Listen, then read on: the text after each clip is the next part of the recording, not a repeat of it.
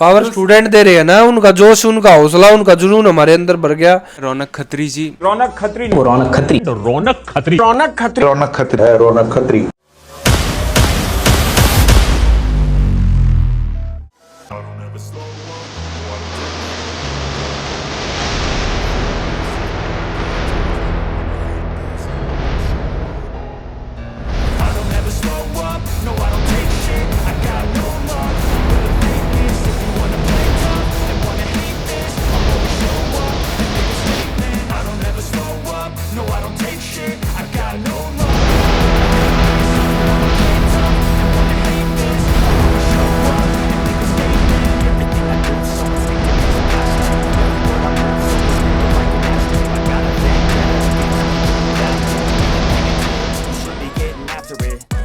ये सारे अतरंगी आइडियाज़ कहाँ से आते हैं? क्योंकि आप सीएम के हाउस के बाहर कुमकुम चंदन लेके पहुंच जाते हैं और फिर अलग अलग तरीके से प्रोटेस्ट करते हैं। गोबर वाला एक इंसिडेंट हुआ था, उनको नया घर मिला है तो हम उस घर का तिलक करने गए थे कि वो हमें याद करें कि सबसे पहला टीका ही डुसू प्रेसिडेंट जो फिलहाल है उन्होंने लगाया है। ऑफिस में जाके गोबर लगा दे रहा है वगैरह वगैरह।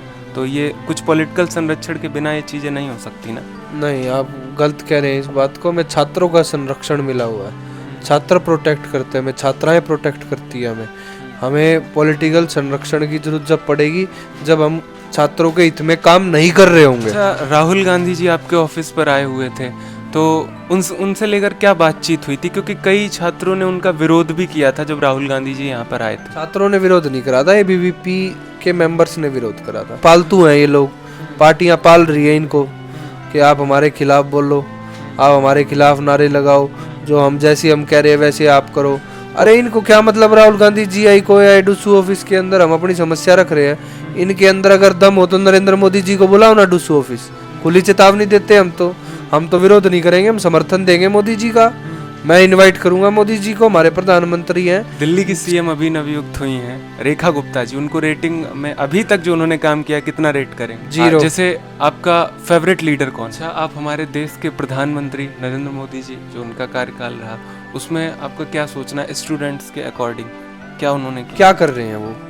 नेप की पॉलिसी निकाल दी, न्यू एजुकेशन पॉलिसी की। वो कभी स्टूडेंट से आके पूछा कि क्या काम की पॉलिसी है या नहीं है? आके पूछा क्या? आप बताओ। जनता भी देख रही है, स्टूडेंट्स भी देख रहे हैं, पर कहते हैं ना तानाशाही में जब राजा तानाशाह हो जाता है तो सुनता किसी की नहीं है। तो वही हाल भी हमारी सरकार। कुछ गिने चुने प्रोफेसर हैं जो इस पार्टी की आड़ में सारा सिस्टम भूल चुके हैं। अच्छा, मतलब किस विचारधारा, किस मानसिकता पर चल रहा है वो लोग? एक पार्टी की विचारधारा को बढ़ाने के लिए काम कर रहे हैं। पार्टी का नाम बता सकते? भारतीय जनता पार्टी, सबको पता है किस प्रकार से निजीकरण सरकारी विश्वविद्यालयों में पार्टी का हो चुका है। उनके लोग जो है कैंपसों के अंदर आ चुके हैं, प्रोफेसर्स भर्ती हो रहे हैं। फेवरेटिज्म और कास्टिज्म को निश्चित रूप से प्रोफेसर करते हैं जो उनकी पार्टियों को सपोर्ट करता है। जिस पार्टी से प्रोफेसर आता है उसकी मदद करते हैं, और जो नहीं मदद करता उनको साइड लाइन करते हैं। नंबर बढ़ाने वाला खेल भी चलता होगा? निश्चित रूप से चलता है। टॉपर्स भी वैसे ही बनते होंगे? निश्चित रूप से। रौनक खत्री के ऑफिस पे गोबर उन लोगों ने किया जो भी। छोटी मानसिकता के लोग थे जो गोबर लाए गए, पीछे से ऑफिस आते हैं और लाइमलाइट पाने के लिए 2-3 हज़ार फॉलोवर बढ़ाने के चक्कर में इधर उधर भागते हैं। हाल हो गया उनको, 2-3 हज़ार फॉलोवर मिल के फर्क तो पड़ा नहीं। आज भी ऑफिस में काम और आगे भी होता रहेगा, पर डुस्सू की जो इमेज है वो खराब करने का काम उन्होंने करा है कि डुस्सू की इज्जत उस आदमी को नहीं है जो चुनाव हार के घर बैठा। बोल रहे कि 7 बार से हम जीतते चले आ रहे हैं। 7 बार से जीतते इसलिए चले आ रहे हैं ना, स्टूडेंट्स का हर साल मेट्रो कंसेशन के नाम से स्टूडेंट्स का जो है बेवकूफ ये बनाते आ रहे हैं स्टूडेंट्स को। अब की बार स्टूडेंट ने समझा, समझाने वाला व्यक्ति मिला उन्हें कि बेवकूफ और नहीं बनना है, तब स्टूडेंट ने विकल्प चुना। अगर हमारी अपनी सरकार हो, कांग्रेस की सरकार हो, हाथ पकड़ के हम काम कराने का दम रखते हैं अपनी सरकार के अंदर। इनके अंदर दम नहीं है तो पद छोड़ो। अभी आपने कहा विचारधारा का डिफरेंस है, तो वो भी छात्रों की राजनीति कर रहे हैं, आप भी छात्रों की राजनीति कर रहे हैं। छात्रों की एक स्टूडेंट वेलफेयर इनिशिएटिव आप हमें दिखाएं, बताएं जो पिछले 1 साल में इन्होंने कराओ। 1 साल छोड़िए, मैं आप 7 साल का इतिहास उठा के दे दीजिए। हमारी विचारधारा और इनकी विचारधारा कभी नहीं मिल सकती, ना ही हमारा लेवल अचीव कर सकते कि हम जिस मुकाम पर बैठे, हम छात्रों की हित की बात करने के लिए बैठे, राजनीति करने के लिए बैठे, तो जमीन आसमान का फर्क है। वो भी बोलते हैं कि आप भी पर्टिकुलर पार्टी के लिए सॉफ्ट हैं। नहीं, हम तो छात्रों के लिए सॉफ्ट है ना। उस मुद्दे पर ये क्यों नहीं आज तक बोले जब दिल्ली स्कूल ऑफ जर्नलिज्म में एक बच्चे के ऊपर थप्पड़ मैडम मार देती है? लक्ष्मीबाई कॉलेज के अंदर मैडम गोबर लगा देती है, उस मुद्दे पर ये क्यों नहीं बोले? मुद्दों पर तो ये चुप रहते हैं, राजनीतिक बातों पे सबसे आगे आ जाते हैं। प्रेसिडेंट बनने के बाद आपने कुछ क्या मतलब ऐसे बदलाव किए जो पहले नहीं थे? नहीं, लोग देखते हैं कहते हैं इतना तो किसी विधायक या मंत्री या सांसद के उसमें नहीं होता है जितना ये छात्र के नेताओं में होता है। तो उसी से सवाल उठता है कि ये जो गाड़ी और पर्चे, इतनी महंगी महंगी गाड़ियाँ आपके वीडियोस में दिखाई देती हैं, आप बैठे होते हैं, तो ये सारी चीज़ें क्या होती हैं? नहीं, ये तो बात सच है कि दिल्ली का डुस्सू का चुनाव जो दिल्ली के सीएम के चुनाव के बराबर का होता है। भारत अगर विश्व गुरु का सपना लेता है तो उस विश्व गुरु में 100 नहीं तो 90% लिटरेसी रेट होना चाहिए भारत के अंदर। पढ़ा लिखा व्यक्ति ही तो देश पर किसी भी विश्व में राज कर सकता है। अनपढ़ व्यक्ति तो कर नहीं पाएगा, ना पढ़ पाएगा, ना बोल पाएगा, ना सीख पाएगा, ना कुछ किसी से बात कर पाएगा। तो सरकार का वही प्रयास है जो विश्व गुरु का सपना दिखा रहे हैं आम आदमी को, और जमीनी हकीकत कुछ और है। उत्तर प्रदेश की आपने खबर सुनी होगी जहाँ पर लगभग में 5000 स्कूल बंद किए जा रहे हैं और किए जा चुके हैं ऑलमोस्ट, कुछ बंद भी हो गए हैं, कुछ बचे हुए हैं, जिससे जो छोटे छोटे बच्चे हैं प्राइमरी के वो दूसरी जगह उनको जाना पड़ रहा है। तो इस पर आपका क्या विचार, आपका क्या सोचना है? क्या लगता है कि जो आज हमारे जो एक प्लांट हैं वही आगे चल के ट्री बनेंगे और उनको वीक किया जा रहा है या क्या कुछ? आप एक स्टूडेंट के तौर पे आए होंगे डीयू में और फिर अचानक से ये प्रेसिडेंट और ये सब कुछ।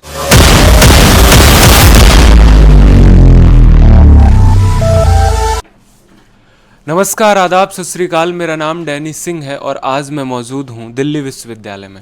हमारे साथ बातचीत करने के लिए फ़िलहाल हैं रौनक खत्री जी, जो दिल्ली विश्वविद्यालय के प्रेसिडेंट हैं, और छात्रों से जुड़े हुए हम कुछ सवाल करेंगे और उनके खुद से ये जो रिवॉल्यूशन क्रिएट कर देते हैं, प्रोटेस्ट करते हैं और जो एक अलग अंदाज में करते हैं, उससे जुड़ी हुई भी बातचीत करेंगे। अगर हम और कुछ इंट्रो में बताएं तो रौनक खत्री जी का नाम कुछ ऐसा हो गया है कि प्रोफेसर्स या कुछ कर्मचारी जो अपनी मनमानी चलाते हैं, अगर इनका नाम सुनते हैं तो पसीना आना लाजमी हो जाता है उनके लिए। तो रौनक जी, आपका स्वागत है हमारे चैनल में। बहुत बहुत शुक्रिया भाई आपका।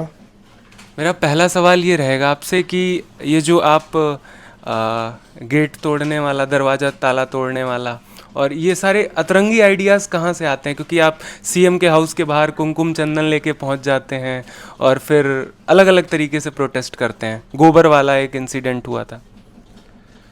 बस भाई मेहनत कर रहे हैं और वो मेहनत छात्रों के हित के लिए है कि छात्रों का भला हो सके। जो कमियां हम समाज में देखते हैं, जिन कमियों से एक नॉर्मल छात्र पीड़ित रहा है, उन कमियों के खिलाफ बोलने के लिए हमने जो अपनी आवाज़ को बुलंद करा है। जो आपको भी पसंद आया, जो आम छात्र को भी पसंद आया। तो मतलब ये आइडियाज़ कहाँ से आते? क्योंकि इससे पहले कभी किसी ने ऐसा नहीं किया। आते हैं भाई, ऐसे कोई आइडिया नहीं है कि ये आइडिया दे दे, वो आइडिया दे दे। हाँ। अपना जो मन कहता है वो कर देते हैं, ऐसा है। वहीं दूसरा सवाल हमारा ये भी था कि जो गोबर वाला कांड हुआ था या कहीं विवाद हुआ था, वो बहुत ज़्यादा चर्चा का विषय बना हुआ था। तो ऐसा आपने क्यों किया? यहाँ पर कहीं ना कहीं लग रहा है कि आपको कुछ पॉलिटिकल संरक्षण भी मिला हुआ है, ऐसा कुछ? कैसा संरक्षण भाई? मतलब कोई ऐसा कर रहा है, गोबर ऑफिस में जाके गोबर लगा दे रहा है वगैरह वगैरह, तो ये कुछ पॉलिटिकल संरक्षण के बिना ये चीज़ें नहीं हो सकती ना? नहीं, आप गलत कह रहे हैं इस बात को। मैं छात्रों का संरक्षण मिला हुआ है, छात्र प्रोटेक्ट करते हैं, मैं छात्राएं प्रोटेक्ट करती है हमें। हमें पॉलिटिकल संरक्षण की जरूरत जब पड़ेगी जब हम छात्रों के हित में काम नहीं कर रहे होंगे, समझे। और 2 नंबर के काम जो अधिकतर हम देखते हैं समाज के अंदर होते हैं, हम उस चीज़ को कर रहे हो, वो हम नहीं करते।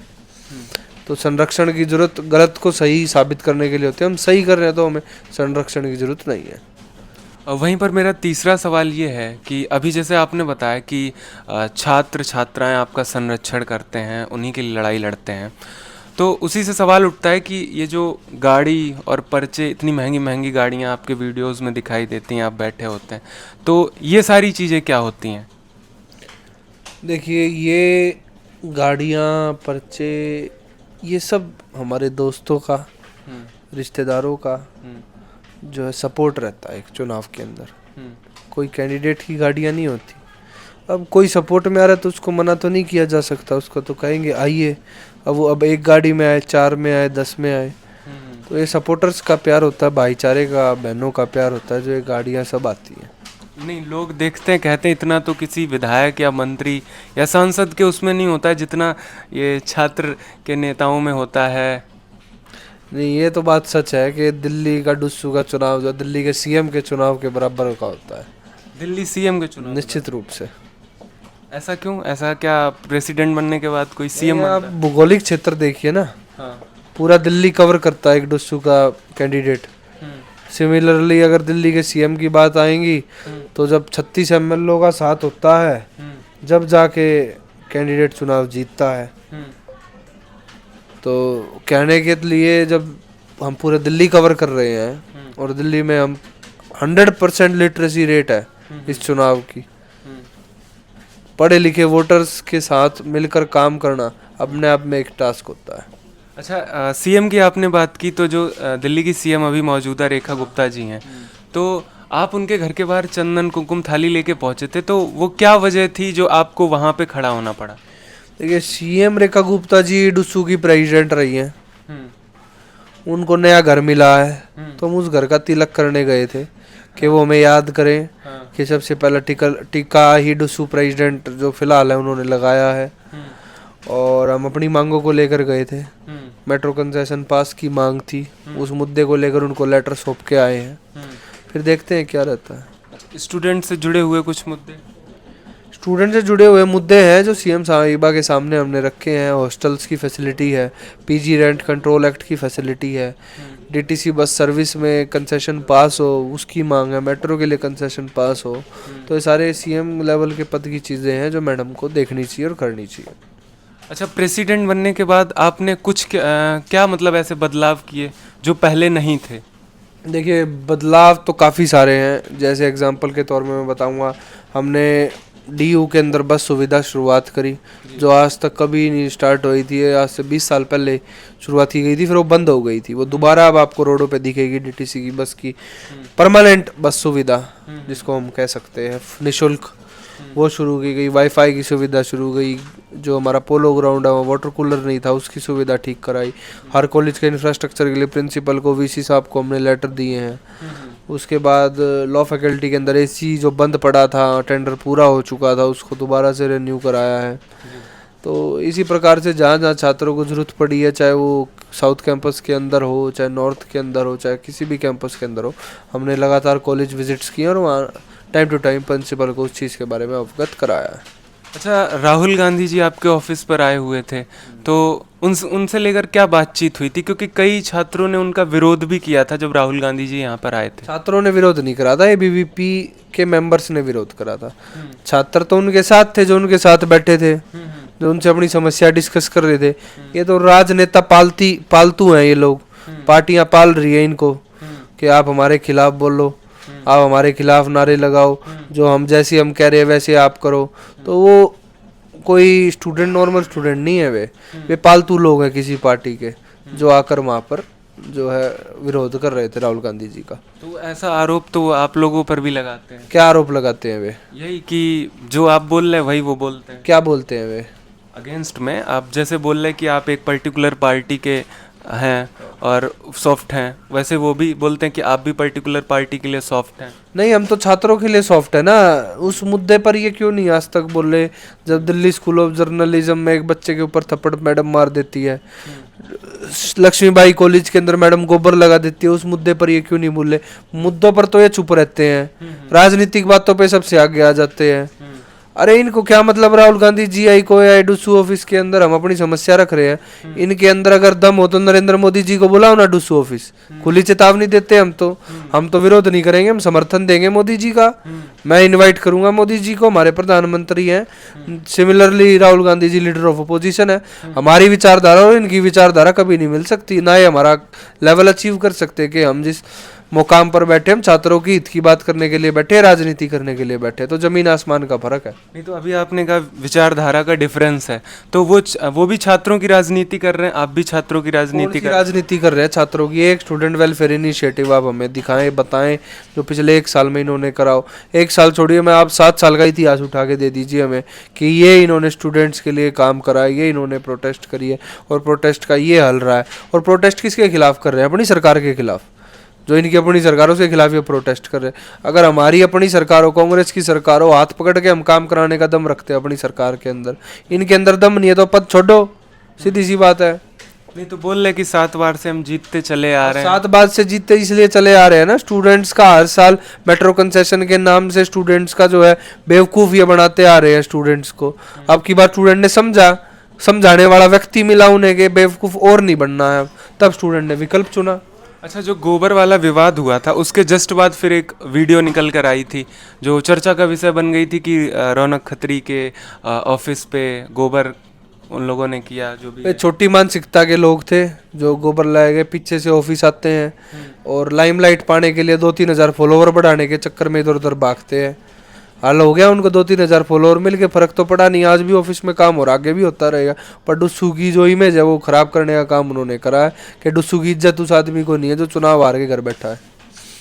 मतलब ये सब चंद फॉलोअर्स के लिए और अपनी पार्टी को दिखाने के लिए सारी चीजें। निश्चित रूप से। अच्छा, आप कुछ अभी ऐसे कुछ बदलाव आपने किए होंगे जो अभी आपने बताए, और आगे भविष्य में क्या करने वाले हैं जब तक आपकी समय सीमा रहेगी? समय सीमा रहेगी तो हमें जो कार्य बच रखे हैं पेंडिंग, उसके लिए हम लगातार वीसी साहब के टच में हैं, काम कराने के लिए संघर्षशील हैं। आखिरी दिन भी अगर होगा तो हम काम कराने के लिए दृढ़ संकल्पित रहेंगे। अच्छा, एक सवाल जो बहुत ही ज़्यादा स्टूडेंट्स के द्वारा पूछा जाता है, आपके कमेंट्स में भी आता है कि जो आप काम कर रहे हैं, आपके पास कुछ ऐसे केसेस ज़रूर आते होंगे जिसमें जो प्रोफेसर्स हैं वो कुछ ही छात्रों को नंबर ज़्यादा बढ़ा के देते हैं, कुछ को कम देते हैं, वैसे कुछ केसेस? हाँ, ऐसे बहुत केसेस आए हैं सामने। तो उसको आपने कैसे फेस किया? फेस तो हमने उसको ऐसे किया है कि जिस प्रकार से न्यू एजुकेशन पॉलिसी इम्प्लीमेंट करी गई है, वो इम्प्लीमेंट ऐसे की गई है, टीचर फ्रेंडली पॉलिसी बना दी गई। स्टूडेंट से अधिकार छीन लिए गए। जब स्टूडेंट से अधिकार छीन लेंगे तो टीचर अपने मनमाने नंबर देगा। तो उसके विरोध में हम धर्मेंद्र प्रधान जी को भी मेल कर चुके हैं, एजुकेशन मिनिस्ट्री में भी मेल कर चुके, देखते क्या। वहीं पर हमारा अगला सवाल है फेवरेटिज्म और कास्टिज्म को लेके, तो उस पर आपका क्या विचार है?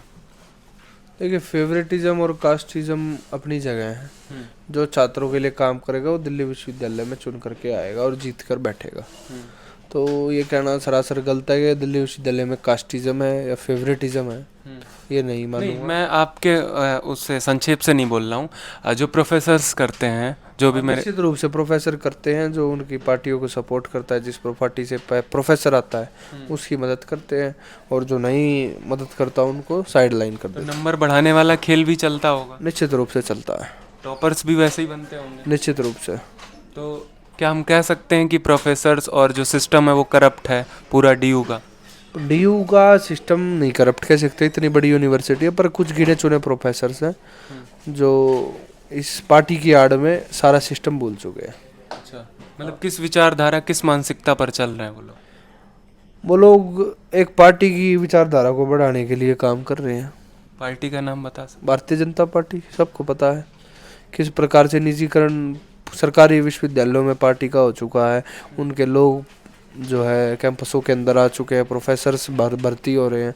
तो उन सारी भर्तियों के खिलाफ जो है हमने भी आवाज़ उठाई है, जनता भी देख रही है, स्टूडेंट्स भी देख रहे हैं। पर कहते हैं ना, तानाशाही में जब राजा तानाशाह हो जाता है तो सुनता किसी की नहीं है, तो वही हाल भी हमारी सरकार का है। तो कहीं ना कहीं ये नहीं लगता है आपको कि कुछ विचारधारा है जो हावी पड़ रही है प्रोफेसर्स पे, आरएसएस वाली कहें या? आरएसएस वाली है। आरएसएस वाली? हाँ। तो वो भी कहते हैं कि अपने आप को कि हम स्टूडेंट्स के लिए ये कर रहे हैं, वो कर रहे हैं, और आप लोग भी। तो यहाँ पे डिफरेंस कहाँ पे आ जाता है, ये नहीं समझ आता है।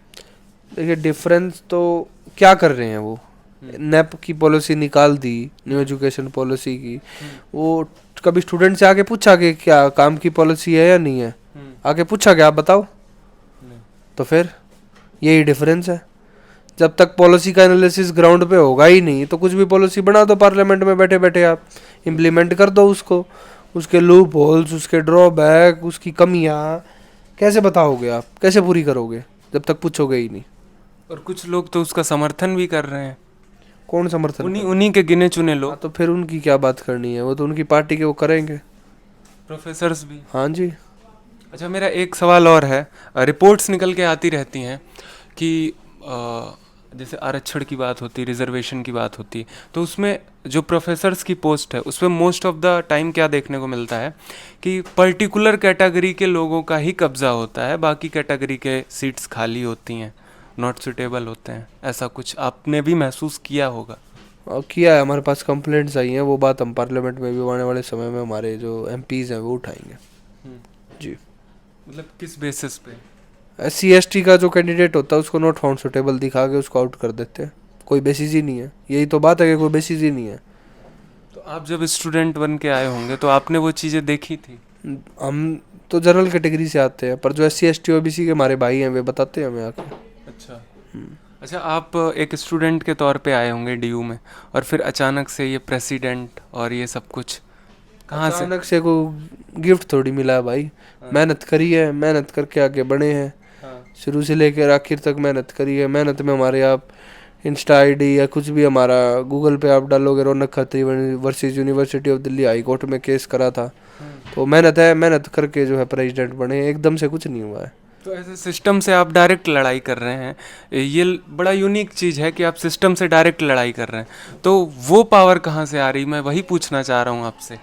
पावर स्टूडेंट दे रहे हैं ना, उनका जोश, उनका हौसला, उनका जुनून हमारे अंदर भर गया, वो जोश लड़ा रहा है, आगे कर रहे हैं काम। इससे पहले भी लोग रहे, उनको वो चीज़ नहीं मिली क्या? वो उनसे पूछो भाई, उनको क्यों नहीं मिली, हमें तो मिल रही है, हम काम कर रहे हैं। जीते तो वो भी थे, आप भी जीते हैं, लेकिन उनके कंपेयर में आप ज़्यादा काम कर रहे हैं, ज़्यादा स्टूडेंट्स के लिए लड़ रहे हैं, कहीं पे कांच फोड़ दे रहे हैं, कहीं पे ताला तोड़ रहे हैं, वो चीज़ मैं पूछना चाह रहा नियत नहीं थी उनकी भाई काम करने की, नियत होती तो काम कर लेते हैं। हूँ। अच्छा, मैं कुछ रैपिड राउंड क्वेश्चंस करूंगा आपसे, 4-5 क्वेश्चन है। जैसे आपका फेवरेट लीडर कौन है? शहीद आजम वीर Bhagat Singh ji. As a leader? हाँ जी। अच्छा, आपने अभी फ़िलहाल फ़ोटो लगा रखी है सूरजमल जाट जी की, आई थिंक, तो ऐसे क्या संदेश आप देना चाह रहे हैं? और भी कई फ्रीडम फाइटर्स की भी फ़ोटो लगी हुई है। संदेश हमारे दादा हैं, अपनी दादा ही फोटो लगा रखी है हमने। दादा है? हाँ जी। चलिए, नेक्स्ट क्वेश्चन ये हमारा कि आप जो दिल्ली की CM अभी नवयुक्त हुई हैं रेखा गुप्ता जी, उनको रेटिंग में अभी तक जो उन्होंने काम किया कितना रेट करेंगे? 0।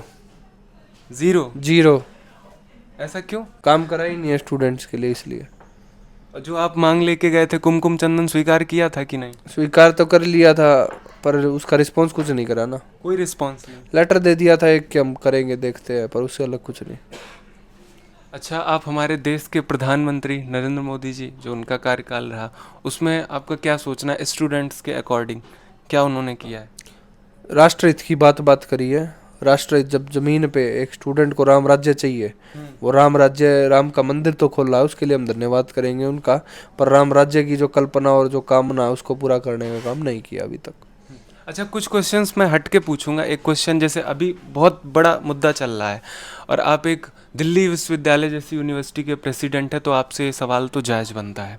उत्तर प्रदेश की आपने एक खबर सुनी होगी जहाँ पर लगभग में 5000 स्कूल बंद किए जा रहे हैं, और किए जा चुके हैं ऑलमोस्ट, कुछ बंद भी हो गए हैं, कुछ बचे हुए हैं, जिससे जो छोटे छोटे बच्चे हैं प्राइमरी के, वो दूसरी जगह उनको जाना पड़ रहा है। तो इस पर आपका क्या विचार, आपका क्या सोचना है? क्या लगता है कि जो आज हमारे जो एक प्लांट हैं वही आगे चल के ट्री बनेंगे और उनको वीक किया जा रहा है, या क्या कुछ? देखिए, सरकारी स्कूलों को बंद करना अपने आप में सरकार की दिखाती है, गरीब का बच्चा पढ़ेगा नहीं। गरीब का बच्चा नहीं पढ़ेगा तो इंडिया बढ़ेगा कैसे? सिंपल सी बात है, जब आप सरकारी कॉलेजों को, स्कूलों को बंद कर दोगे, प्राइवेट में बच्चा एडमिशन ले नहीं पाएगा, फिर गरीब का बच्चा क्या करेगा? मजदूरी करेगा। मजदूरी किसके लिए करेगा? जो प्राइवेट में बच्चे पढ़ रहे हैं उनके काम को पूरा करने के लिए। तो प्राइवेटाइजेशन की तरफ ये पहला कदम है, पहली चीज़। दूसरी चीज़, भारत अगर विश्व गुरु का सपना लेता है तो उस विश्व गुरु में 100 नहीं तो 90% तो लिटरेसी रेट होना चाहिए भारत के अंदर। पढ़ा लिखा व्यक्ति ही तो देश पर किसी भी विश्व में राज कर सकता है, अनपढ़ व्यक्ति तो कर नहीं पाएगा। ना पढ़ पाएगा, ना बोल पाएगा, ना सीख पाएगा, ना कुछ किसी से बात कर पाएगा। तो सरकार का वही प्रयास है, जो विश्व गुरु का सपना दिखा रहे हैं आम आदमी को, पर जमीनी हकीकत कुछ और तो है। रौनक जी, आपने बेबाकी से हमें सारे सवालों के जवाब दिए, आपका बहुत बहुत धन्यवाद। बहुत बहुत शुक्रिया मेरे भाई। तो अभी हमारे साथ थे रौनक जी, जिन्होंने हमें सारे सवालों के जवाब दिए और बताया कि क्या क्या चेंजमेंट्स यूनिवर्सिटी में चल रहे हैं और क्या क्या उन्होंने किए हैं और कैसे कैसे चेंजमेंट्स अपकमिंग होने वाले हैं विश्वविद्यालय के अंदर, वहीं दूसरी तरफ शिक्षा के अंदर। बाकी आप लोग देखते रहिए द डिप्लोमेटिक इंडिया को, ऐसे ही सच्चाई और वास्तविकता के साथ हर खबर को दिखाते रहेंगे। धन्यवाद। जय हिंद, जय भारत।